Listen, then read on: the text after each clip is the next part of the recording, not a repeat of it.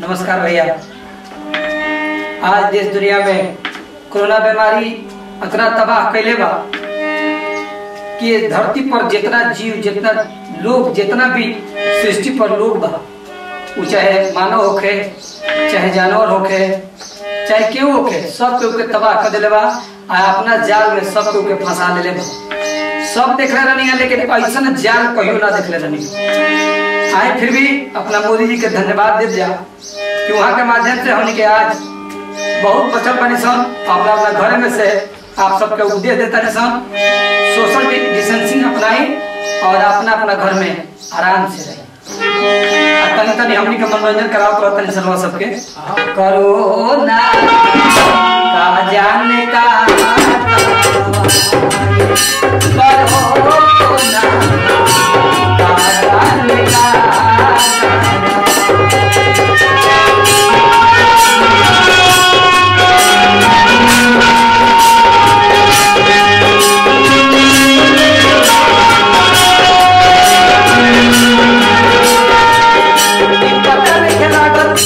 Corona का कहाँ केकरा कैप्चर करी एक तनको पता नहीं लगा। सब लोग रोए के कगार पर खड़ा बा, केहू रोता, केहू लुकाई बा। कोरोना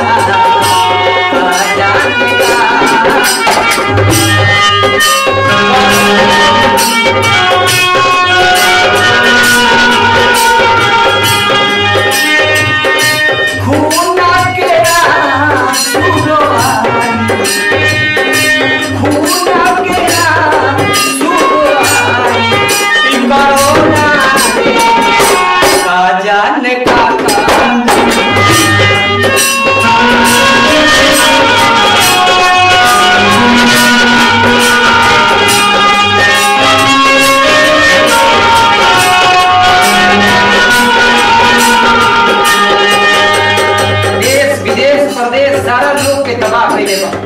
देश दुनिया में जितना बड़का बा, जितना छोट बा, सबके झुकाए के, सबके छीटे के, सब आदमी के सांस ले और पहचान कर ले। ऐसा नहीं कोरोना में महाराज जिंदगी में ऐसा बीमारी ना देख ले। कोरोना का जाने का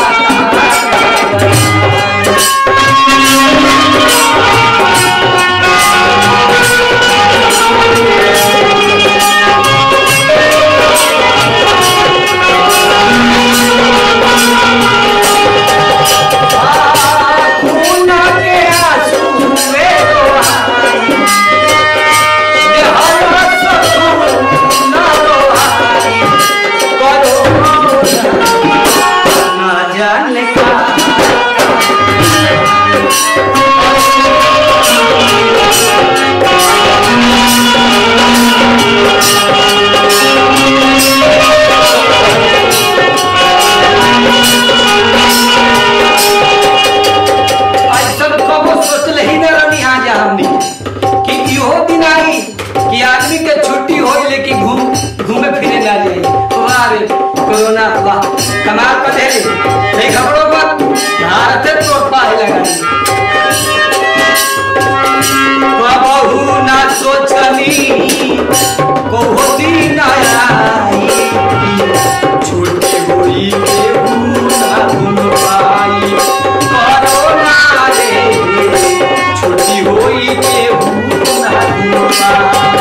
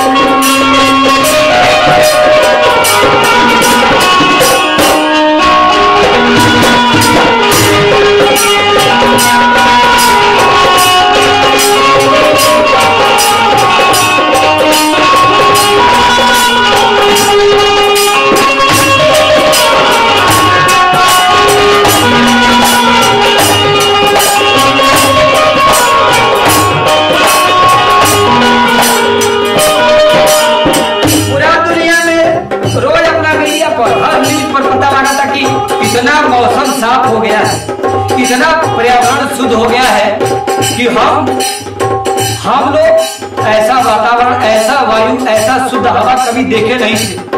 का हमारी गंगा मैया इतनी शुद्ध हो गई है, इतना बढ़िया उसका जल दिख रहा है कि आज से पहले कभी ऐसा गंगा का दर्शन नहीं किया। फिर भी इस बीमारी ने हम लोगों का क्या क्या गति किया, ध्यान दीजिएगा। सभी भाइयों से प्रार्थना है, सिर्फ सोशल डिस्टेंसिंग ही हमारा असली दवा है। विचार करिएगा, साफ हवा होई तब डर के मारे के सांस न आए, कोरोना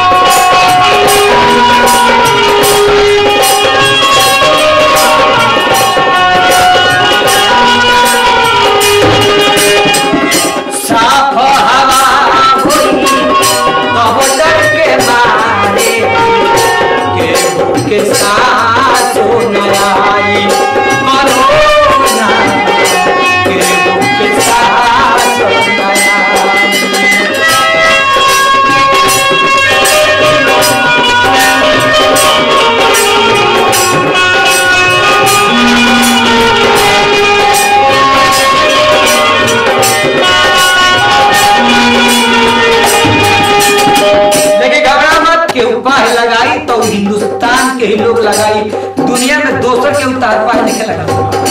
तो घबरा मत, सानितार से डर लोग भय बात तारा के दिखावे खातिर तू चिंता मत करो। यही जाके लोग तार पाए लगाई, मोदी जी के जय जय खाली कर रहे। पूरा दुनिया पर जान बिछवा ले,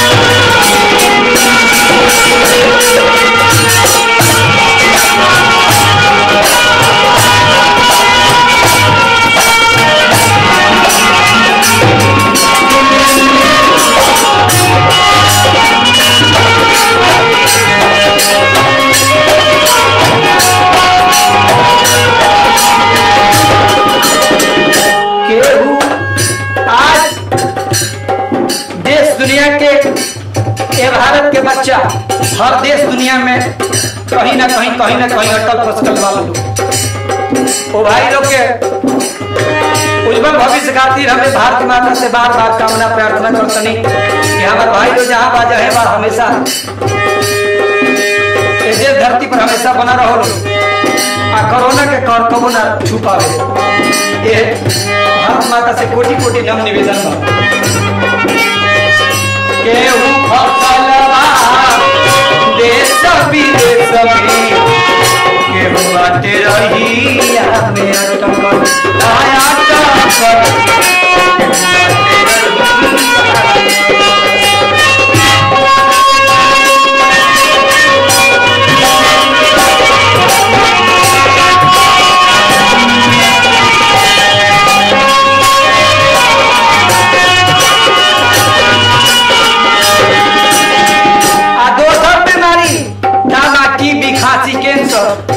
टीवी के नामे उठा गई बा। ये कोरोना के आगे इतना महामारी घेर ले बा कि अब ये बीमारी के आगे कोनो बीमारी के नामे नहीं खेलिया।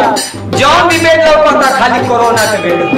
इधर का कभी बीमारी जाई ये भारत माता के धरती से ये महासरस्वती महालक्ष्मी से कोटि कोटि प्रार्थना, भगवान शंकर से प्रार्थना के जहर पी गए तब एक क्षण में तो सरकार आई है कोरोना के पी खाली, ताकि हमनियों के जोड़वा स्वच्छता के साथ ले पाएंगे।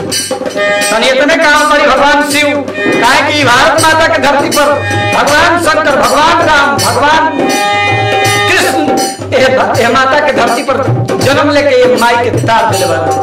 ये सरौरा सबसे विशेष प्रार्थना बा कि सरकार तनिया के हमनी के बचाई।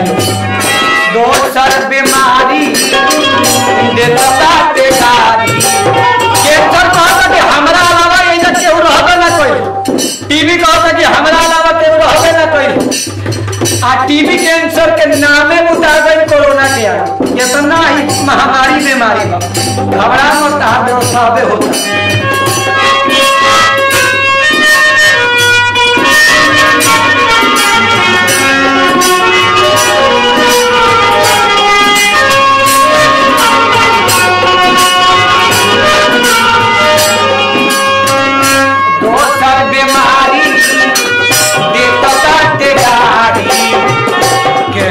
टीबी के इज्जत घटल, हाँ घटल, कैंसर टीबी के